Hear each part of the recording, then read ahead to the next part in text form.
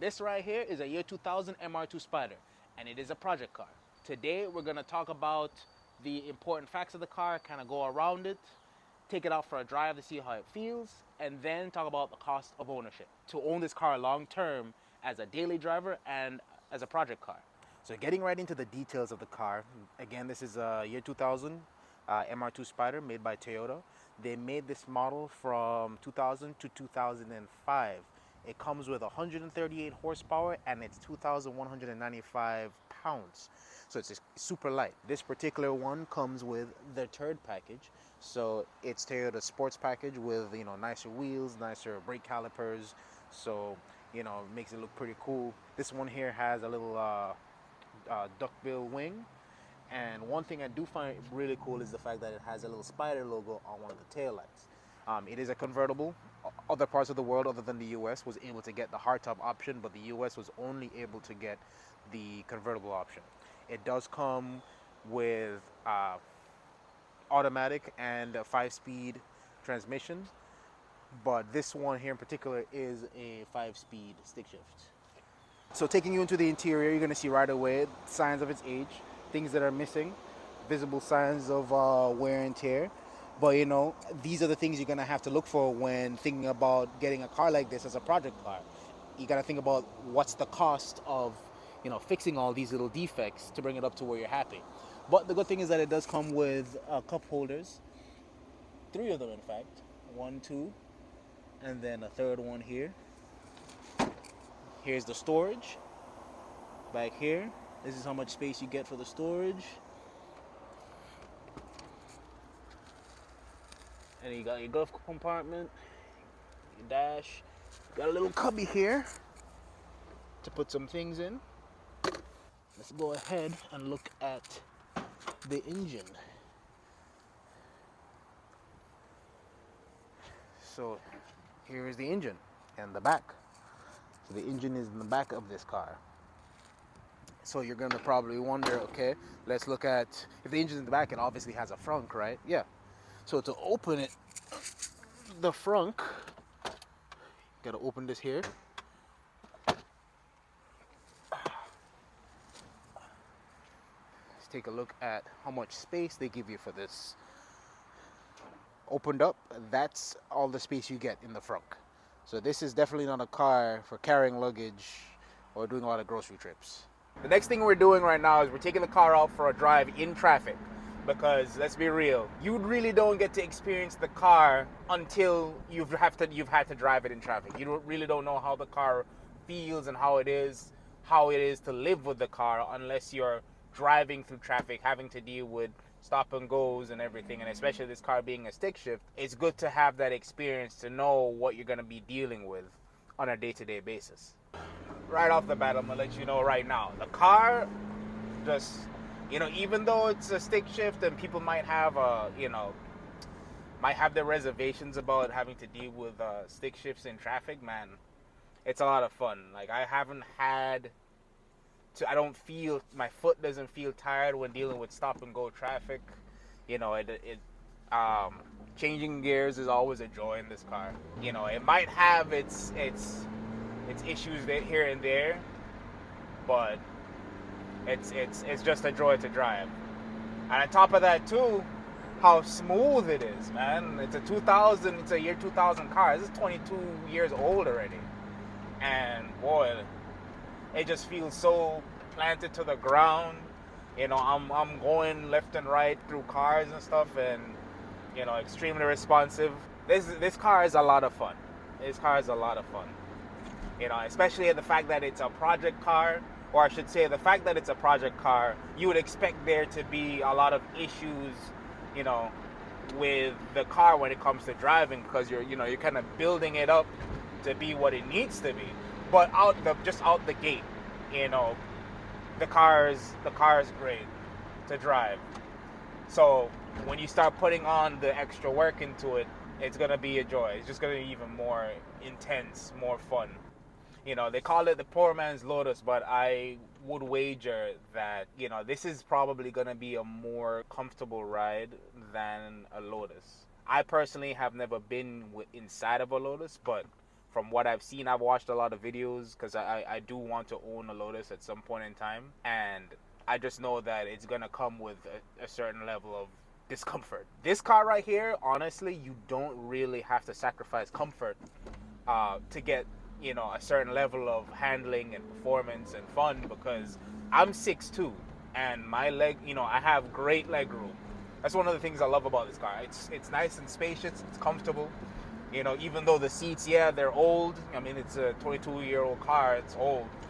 You're gonna have like stitching issues and stuff like that, especially with the seats being the original seats. But man, like I'm super comfortable, relaxed, changing gears. A little bit of an overcast day, but imagine with this with the top down, just kind of cruising. Yeah. Oh man, going to the beach in this thing. Top down cruising with your significant other right here in the side. The way the car is balanced, the way they just designed the car, and the car has these are the original shocks in the car, so they did a real good job of putting everything together. So I'm gonna see if I can get myself a little stretch here with so I can kind of really open it up a little bit.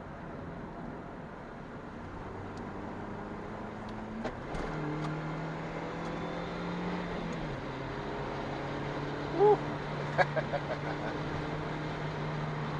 Oh man.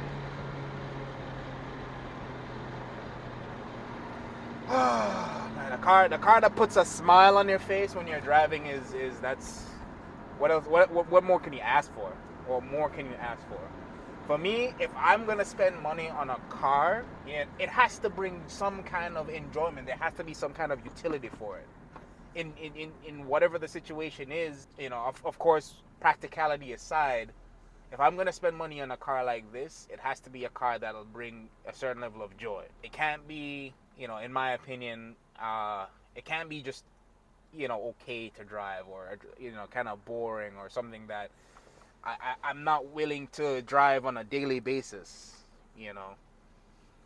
For me, I feel like a car is there's a real value in a car that is a lot of fun to drive fast, but also good enough to drive every day in your life. So the cost of your comfort in this car is almost non-existent. You're not losing comfort.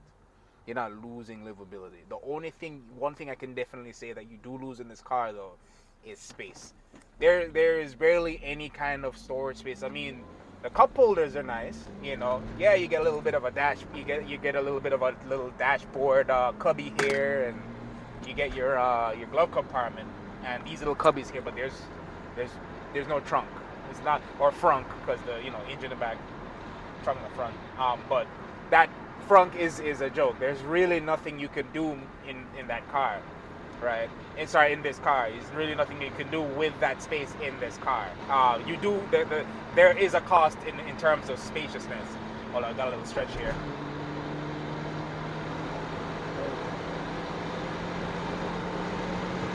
Woo. Oh my God. Ooh. Yes. Ooh, and the handling. Ooh. Oh, this car handles so amazingly. I love this car, man. I love this car. This puts a smile on my face every time I hop in it. For me, this is why this right here is one of the best sports cars Toyota's ever made. This, of course, you're going to have your Supra, but at the end of the day, though, a Supra is also $40,000+ if you're lucky, right? I think now the value's gone up even more, but this is something that won't cost you an arm and a leg to get into, and you can have a lot of fun with. And even though it doesn't have a lot of horsepower, technically, it's because it's so light, it just feels great. Yeah, I'm not gonna be able to beat a Corvette in a straight line or anything like that, but I'm not driving this car for straight line speed, if that makes any sense. I'm driving this car for fun factor, corners, turns, zipping around. zipping around on the highway, this and that. I'm not. Straight speed is, yeah, it's fleeting. Straight speed is cool and all, but yeah, like I said, it's fleeting. It's not something that I can enjoy long term. In my opinion, I'm only trying to do straight speed to win a race against somebody else. But I mean, on a day-to-day basis, I'm not racing everybody on the street, you know, and that's something that you would probably be better done on the track, you know. But I can definitely zip around here on the highway, on, you know, and because it's not blindingly fast, I have less of a chance of running into an accident or something like that. Oh man, you know the fact that the engine's in behind you, it just makes it sound so beefy.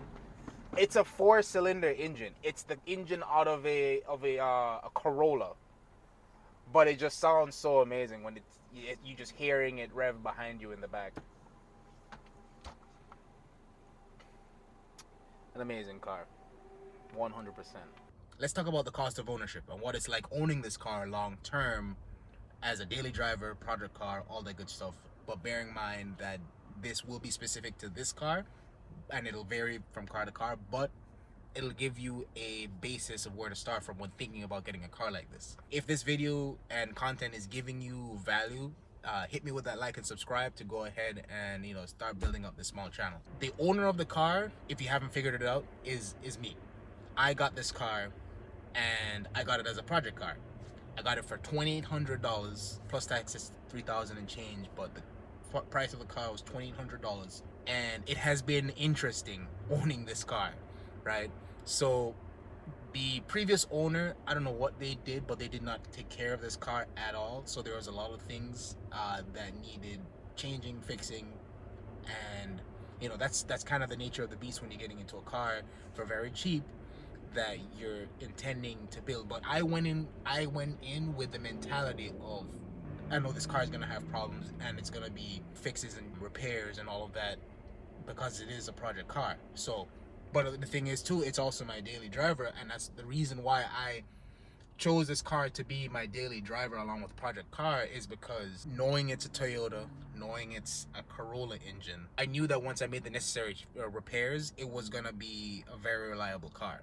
When I say owning it has been interesting, the original roof of the car was shredded, right? So the cost to change the roof was $500 for the new roof. I'm rounding things up for the sake of the video, so it's about $500 because of shipping and handling and everything. And I changed it myself, so there was no labor cost there. The engine on this car was pretty much done. It had 172,000 miles and it had a blown head gasket. Smoke was kicking out of it. It was constantly losing power. It couldn't get any power, so it was driving at 20 miles an hour, and I went ahead and just swapped the engine. So the engine and parts and labor for the whole swap cost me $1,700, about $1,750 for the engine, the labor, parts, and everything. That right there also included them putting in a new clutch because the clutch was bad.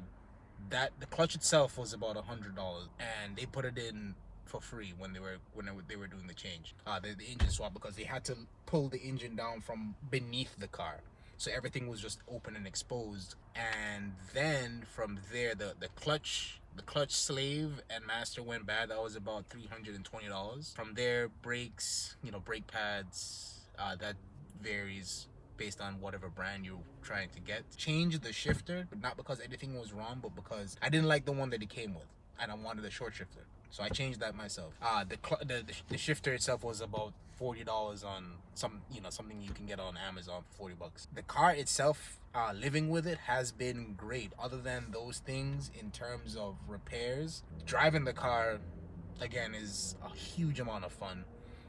The AC, my surprise, the air conditioning on the car blows ice cold, and I've never had a problem with it after owning this car for about 2 years now.